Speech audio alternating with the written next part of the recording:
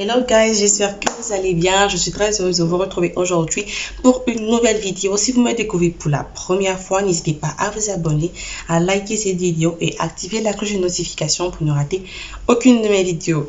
Bienvenue à vous sur la chaîne du bien-être. Ici, on parle de produits de beauté, on parle de développement personnel, on parle d'un peu de tout, c'est la famille. Alors aujourd'hui, on vient parler essentiellement de comment se débarrasser des mauvaises odeurs corporelles.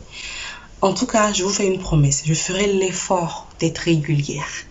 Bon, je le dis très souvent, mais bon, cette fois, je ferai l'effort d'être régulière. Je ferai l'effort d'être régulière parce que je prends sur moi et je ferai l'effort d'être régulière. Parole de scout. On va en voir des... Dans cette vidéo aujourd'hui, comme je l'ai annoncé, on va essentiellement parler de comment se débarrasser des mauvaises odeurs corporelles.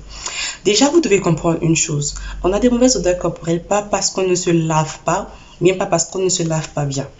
On peut parfois bien se laver matin, midi et soir avec des produits vraiment top de chez top et quand même avoir des mauvaises odeurs corporelles. Voilà, vous ne comprenez pas, mais c'est des choses qui arrivent très souvent. Donc, tu te laves pas bien, tu te laves pas matin, tu te laves pas le soir, tu gardes la transpiration, tu vas avoir une mauvaise odeur corporelle, ça c'est officiel. Mais si tu te laves bien, tu fais attention à toi, tu te laves matin, midi et soir, tu as des parfums, tu as tout ce qu'il faut et malgré cela, tu constates que tu as des mauvaises odeurs corporelles, je vais t'interpeller sur quelques faits.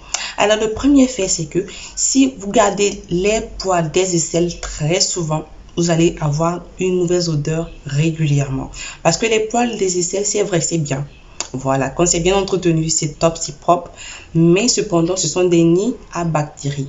Donc, qui dit bactéries, il y a des bonnes bactéries comme des mauvaises bactéries qui peuvent vous donner certaines odeurs. Donc, du coup, là, si tu constates que tu ne t'épiles pas très souvent, que tu ne te rases pas très souvent, go acheter le rasoir et rase-toi. Ou épile-toi, mais s'il te plaît, débarrasse-toi des poils des aisselles. Ça, c'est le premier fait. Le deuxième fait, si vous utilisez des produits qui sont bourrés d'alcool, il y a des personnes, je ne vous dis pas, qui font des allergies à l'alcool. Donc, utiliser des produits bourrés d'alcool, déjà, ça va vous irriter la peau, ok?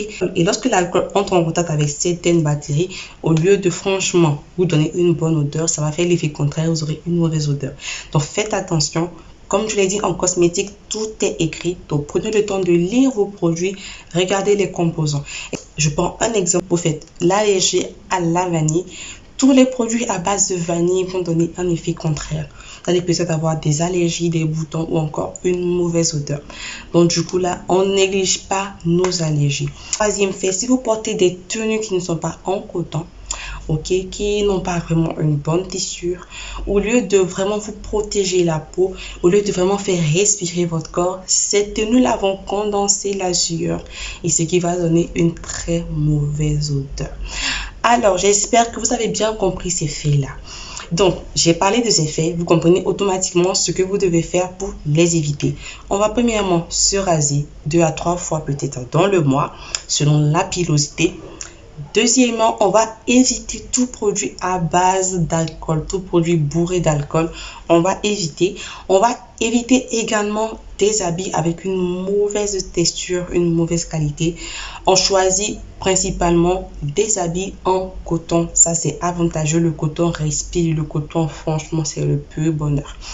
Donc, pour le bonus, vous avez certainement commencé à faire les astuces que j'ai citées précédemment, mais vous constatez qu'il y a des résultats, mais pour aller un peu plus vite, vous cherchez une astuce. Je vous donne cette astuce. Utilisez le bicarbonate de soude dans votre eau de rinçage. Vous finissez de vous laver, vous mettez le bicarbonate dans votre eau de rinçage.